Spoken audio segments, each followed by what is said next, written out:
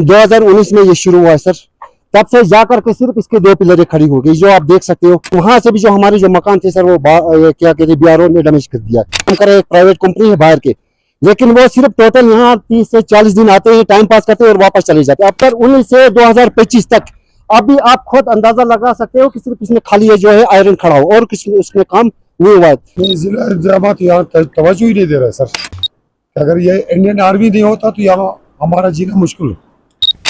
वाहिद अगर आर्मी नहीं होती, यहाँ इंडियन आर्मी नहीं होती, फिर हमारा जीना मुश्किल है सर। ना पावर, हमें हर चीज के लिए इनके पास जाना पड़ता है। हमें तो बहुत ही उससे हमें कि ये काम हमारे काम करेंगे आगे, मगर उसने इस साल बिल्कुल हमारे काम के लिए तवज्जो नहीं दिया सर। ये न्यूज आपके पास भी आई होगी सर। जिस जगह पर अभी हम मौजूद है, बड़ुआ पर मेन रोड है। यहाँ से हमारे तहसीलदार साहब भी यहीं से गुजरता होगा, हमारा आले अफसरान जो है यहीं से गुजरते होंगे। रोड की कंडीशन देखेंगे, तकरीबन 4 से 3 फुट का रोड है। यहाँ मकामी आबादी को भी मुश्किलातों का सामना करना पड़ता है। बॉर्डर रोड ऑर्गेनाइजेशन को इन चीजों की तरफ तवज्जो देना चाहिए। ड्यूरिंग यहाँ पर जब बर्फ पड़ती है, बर्फ के सीजन में यहाँ पर खासतौर लोगों को मुश्किलातें होती है। मेन पुल बड़ुआ की है, जहाँ पर गुज़श्ता कई सालों से इस पुल का काम शुरू कर दिया गया, लेकिन बदकिस्मती की वजह से यहाँ लेकिन अभी तक न रोड ठीक किए गए हैं न इस पुल की। इस पुल में न जाने कितने पैसे जो है लागत किए गए होंगे, लेकिन अभी तक इस पुल की तरफ यहाँ पर किसी इंतजामिया ने तवज्जो नहीं दी है।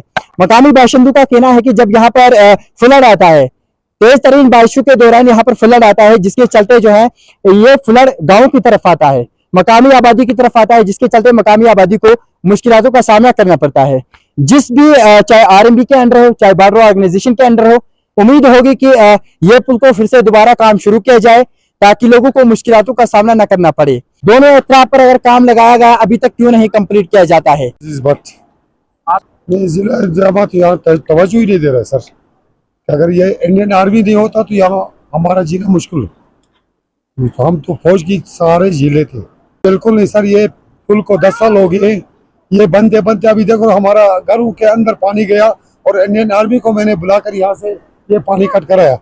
100 बार मैंने कि यहाँ इंतजाम से बताया, मैंने कहा ये पानी हमारे घर में जा रहा है, इसके लिए कुछ करो खुदारा, मगर किसी ने टच से मस नहीं हुआ सर। सर बहुत बार किया, नहीं किया, कुछ नहीं किया सर। हमने फिर आर्मी के डोजर लाकर थोड़ा बहुत हमने आपने सपोर्ट किया सर। वाहिद अगर आर्मी नहीं होती, यहाँ इंडियन आर्मी नहीं होती, फिर हमारा जीना मुश्किल है सर। ना पावर, हमें हर चीज के लिए इनके पास जाना पड़ता है। MLA गुरेज से भी मैंने रिक्वेस्ट की कि मेरे घर के अंदर पानी जा रहा है, इसके लिए कुछ हेल्प करो।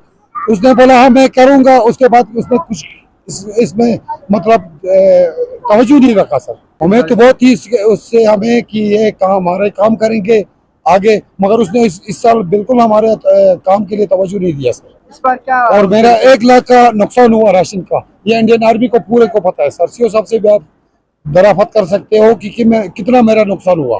1 लाख रुपए का मेरा नुकसान हुआ, पानी मेरे घर के अंदर घुस गया। ये न्यूज आपके पास भी आई होगी सर। तो मैं गुजारिश करता हूँ एडमिशन से भी और MLA साहब से भी इसके लिए फौरी जल्दी काम किया जाए सर। जी सर। 2019 में ये शुरू हुआ है सर। तब से जाकर के सिर्फ इसके 2 पिलरें खड़ी हो गई, जो आप देख सकते हो। इसके बाद ये जो माल है, ये सारे मेरे भाई है सर। हमें मकान में आप देख सकते हो कि हमें रहने के लिए जगह भी नहीं है, क्योंकि वहां से भी जो हमारे जो मकान थे सर, वो क्या कहते हैं, BRO ने डैमेज कर दिया।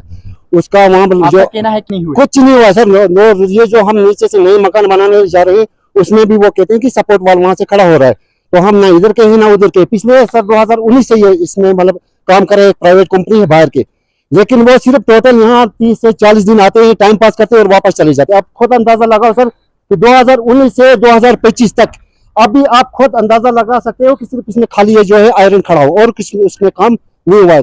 तो सर ऑन द स्पॉट, पिछली बार भी हमारे MLA साहब यहाँ आए थे, उसको भी पता है, सबको पता है। लेकिन सर हम आपकी इजाजत से, ये गवर्नमेंट ऑफ इंडिया से और एडमिनिस्ट्रेशन से अपील करना चाहते हैं कि इसके बारे में फिलफोर कार्रवाई करके उसको तामील किया जाए। बहुत शुक्रिया। Thank you. आज के लिए दीजिए इजाजत, मैं यहीं पर अल्लाह निगहबान।